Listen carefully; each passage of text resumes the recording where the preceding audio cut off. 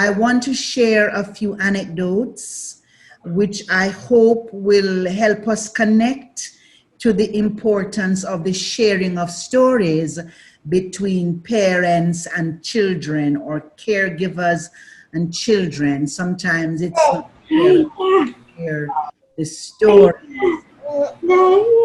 And there is a little one sharing a story, but if we could all mute our microphones, please. Thank you. So for the non-Jamaican people, and the Jamaicans might not even remember it, I want to start with what for a long time was one of my favorite television commercials. It was a commercial for milk, I believe. I could be quite wrong, but in my head, it's a commercial for milk. And there is a pregnant mother, very pregnant, standing up in the middle of the room. And her daughter, who must have been about 4, ran up to her protruding tummy and said to it, "You're gonna love the world." And she was talking to the baby who was in the tummy. That says a number of things for me. That whoever created that commercial has an understanding that even in the womb we are hearing and understanding and feeling. But perhaps more importantly is the fact that this child in the womb was being given a command to enjoy life, to enjoy the world. That's one of the things that storytelling does for us. It programs us. It shifts our thinking along a certain line so that we are able to language a different kind of reality from the one that seems normal and everyday. Today we talk about critical thinking, but we know that we have always been able to imagine and reimagine and pursue through storytelling. So one of my favorite groups, Maroon 5, has a song that is a good summary of what storytelling does for us. It says, the drinks bring back memories, and the memories bring back memories, bring back you. So that speaks to how storytelling can unfold who we are and who we set out to be. And then you're going to tell me I'm always watching commercial. The other anecdote is also from a television commercial where a woman is running through the market like a mad woman, but a happy mad woman, and she's waving her mobile phone at anybody who will listen and everybody. And she has just received a telephone call and she's saying, "My baby talk, my baby talk." Maybe they were trying to sell cell phones. But what it emphasizes for me is that our children bring something to us. And this business about storytelling is not a one-way street. They have a gift and they bring it, and we have a gift and we share it. Much in the same way that when one of Nancy's children was born, and Nancy had been giving the others their names. And when this one was born and Nancy attempted to give him a name, the child said, "Stop. I have already brought my name." So it emphasizes that we don't really come into the world empty and blank.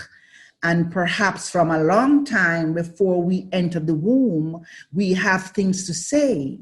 But certainly the things that we hear in the womb influence what we bring when we come out of the womb.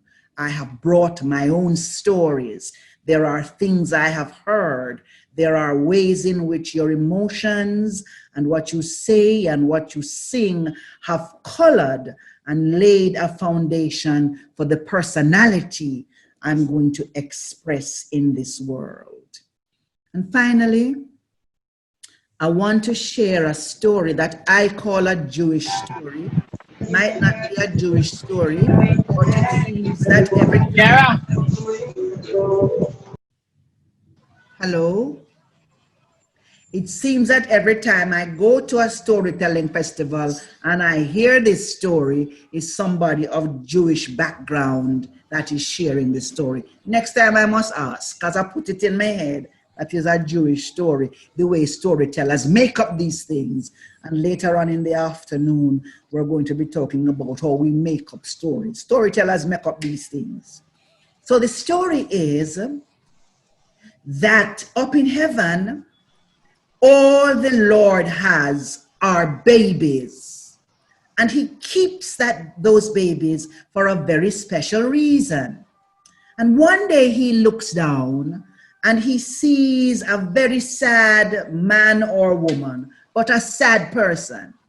And he goes to this bank of babies and he says, I see Benita. And Benita is very sad. And I know just what Benita needs. Benita needs a baby. Which of you will go? Of course, nobody wants to leave this beautiful place to come down to Benita. And then the Lord tells all the children something about Benita. And finally, one of them gives in and says, all right, since she's a nice person and she's lonely and too much sadness down on the earth, and you think I can bring her some happiness, I will go. And one day, lo and behold, Benita finds herself with a baby. And you know, babies just eat and sleep and wet up the place and carry on. And one day, this baby that came down to Benita gurgles. You know how they behave. And them gurgle. And Benita say, oh, you can talk. How wonderful you can talk. And the baby gurgles again. But what the baby is really saying, if you ever know the kind of thing what God tell me about you. And so that story is about the ability of children to recognize what it is that we don't imagine that they can recognize. They can recognize who we are, whatever mood we are in. They carry their own personalities from a different place. And much of that is influenced by what they hear when we cannot see them.